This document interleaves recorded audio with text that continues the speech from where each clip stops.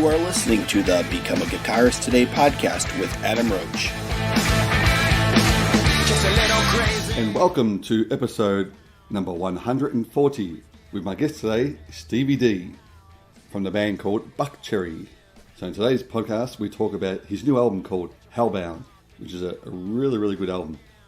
We've got some great riffs in there. So let's go over the interview now and find out all about the album Hellbound. Hello. How are you, Adam? Good, how are you? I'm good. Yeah, so last time we spoke about the album and your influences and everything. And in this one, we can just talk about the new album, if that's all right. All right. Now, Let's hit it. I must say, it's a killer of an album. I'm actually loving it. Again, being a guitar teacher, there's a lot of riffs there. I think, ooh, I'd love to show my kids that one, or even like, Yeah. I haven't learned it properly yet, but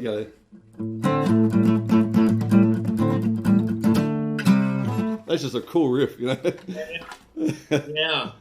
That one here, since we both have guitars handy. Yeah.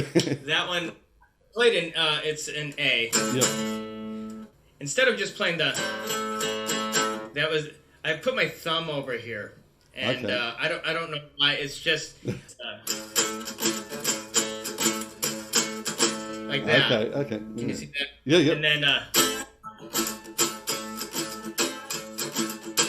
it's something. It goes along those lines. It can be played either way, though. Yeah. Yeah. There was a couple guys already. The album isn't even out, but they learned the song, and they're YouTubers, and they did a play along with it. I saw that. Along with solo. Yeah. And I was like, wow, these kids nailed it. You know what I mean? That's really cool. Really cool to see. Yeah. Totally flattered. And even the riff you got over the chorus, like a little chromatic thing, that's really cool too. That's guitar plugged straight into a pod, straight into the amp. Wow. You know what I mean? So kind of driving, maniacal. But yeah. It's one of those songs, though. I think it's going to be huge. Yeah, It's pretty doing well. Straight out of the gate, the first couple of days there were 100,000 views. It's probably up to 200 at this point. So for us, that's a success. That's a win. It'll be at 1 million soon. Yeah, that's it. Oh, for sure. Maybe before the album comes out. Another thing that our manager did is he didn't want to service radio here in the States. Yep. And he just all a social media kind of push. And all of a sudden it reacted, and radio stations have been calling ever since day one.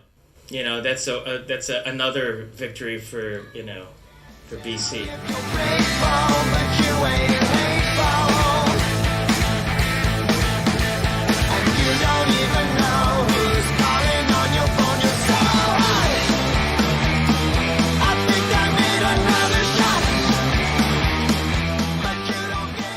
For whatever reason, just things really fell into place on this one. Not saying that any of our other albums it hasn't fallen into place, but it's definitely reacting more than our last few albums. So we're happy. We're releasing one video a month. We're going to release singles, and the next one's called Hellbound, the album. I really love the chorus on that. I think the Aussies are going to connect with that one. That's definitely the signature Buckcherry, maybe AC/DC, if you will, kind of vibe. Or on the floor, 130 BPM, played it with a Gretsch and so straight into a Marshall. So yeah, I think you would dig it. The other great riffs I wrote down here is the ones that stood out for me was Gun. I really love that riff. Yeah, that's kind of that was born.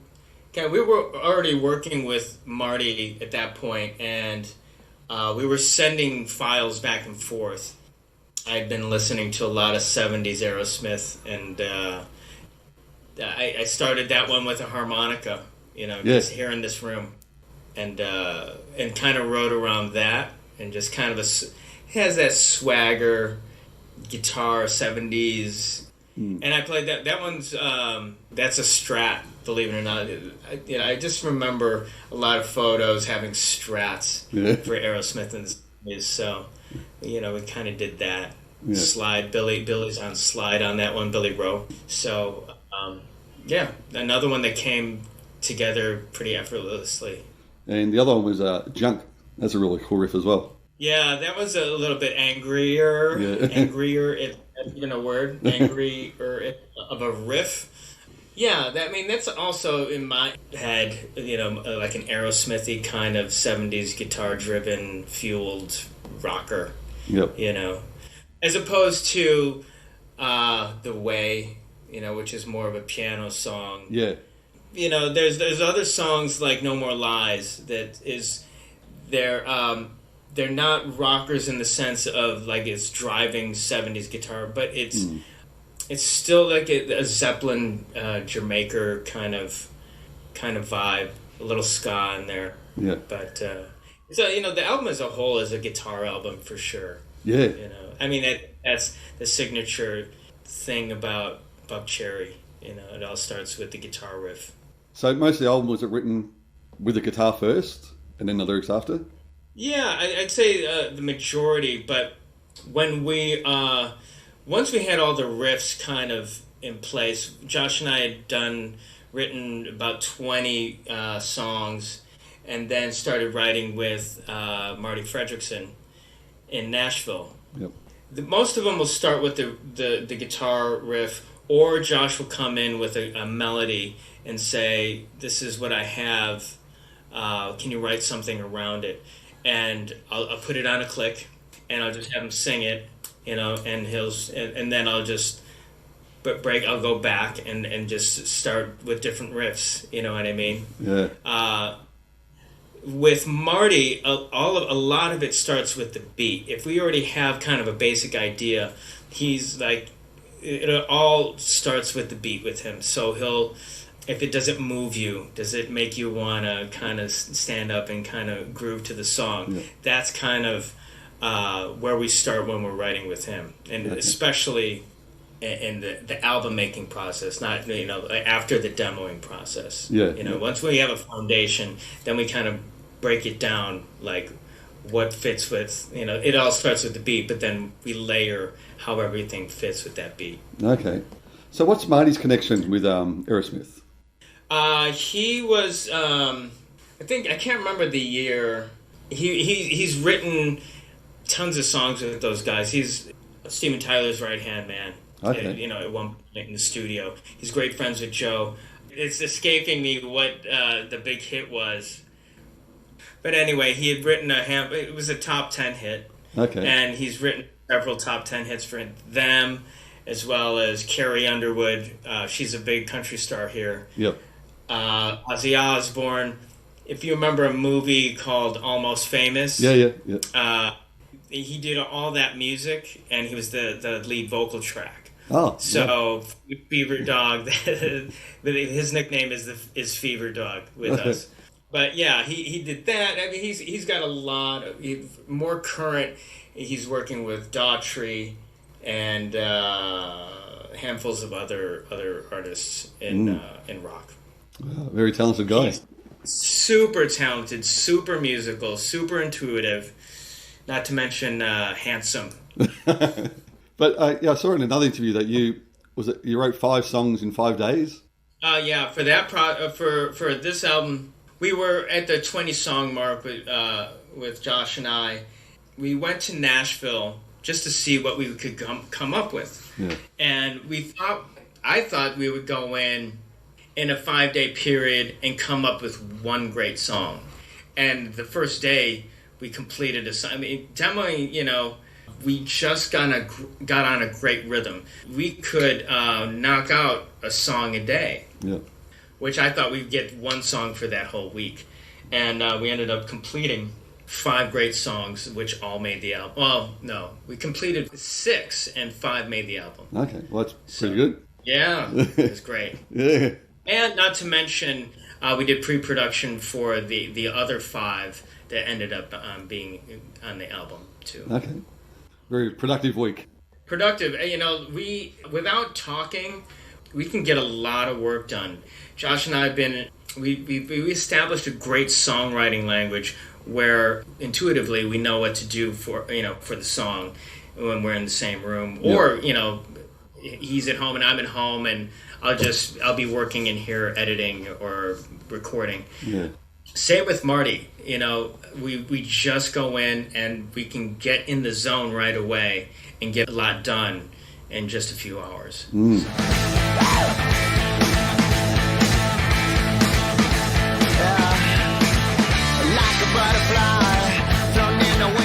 There's something about this one. I don't know, it feels like it's a bit more bluesy funky, I guess. Blues funk rock. Some of the riffs.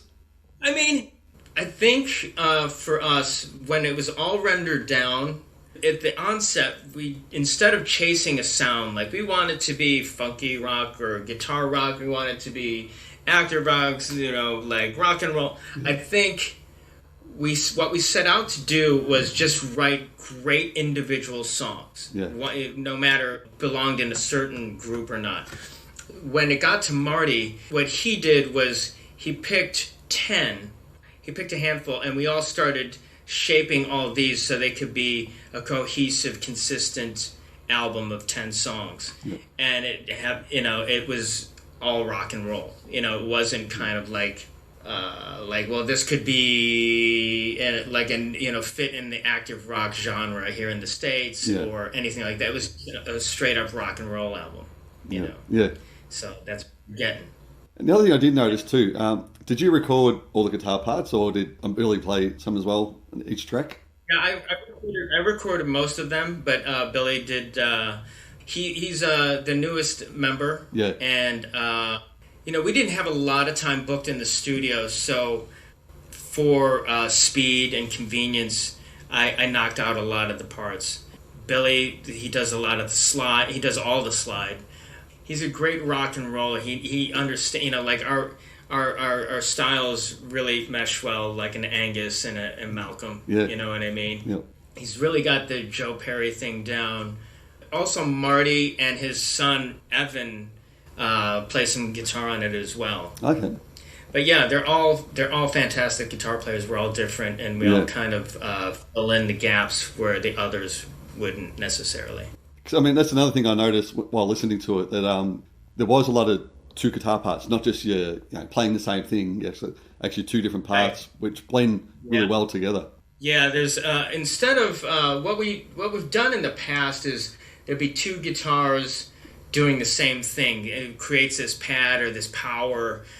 On this album, it's more contrapuntal. You know what I mean? Yeah. It's more, this one will be calling and this one will be the answer. Yeah. Like it would be like this. And we won't be layering the same thing for that. Like we just turn up those two. You know what I mean? Yeah. I think it's the approach really works on this one. Yeah, it does. It's not to say that any of the other processes didn't work or are better or worse. Yeah. You know what I mean? It's just how we went after it on this one. Yeah.